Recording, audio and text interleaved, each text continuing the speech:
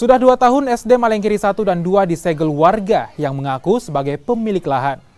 Lahan yang disegel merupakan gedung kelas dan gedung perpustakaan sekolah.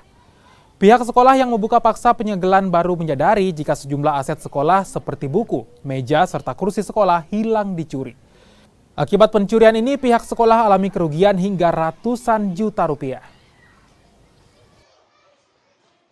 Sekolah merasa sangat dirugikan. Dirugikan, Bu, ya? Iya, karena yang tadinya perpustakaan itu sebagai sumber belajar, sekarang sudah tidak ada lagi tempatnya anak-anak belajar. Dalam, ya. Kecuali di kelas, dan ada ruang-ruang yang saya bikinkan untuk sementara ini tempat-tempat membaca. Termasuk ini, jadi sisa ini yang digunakan. Ini, Bu, ya?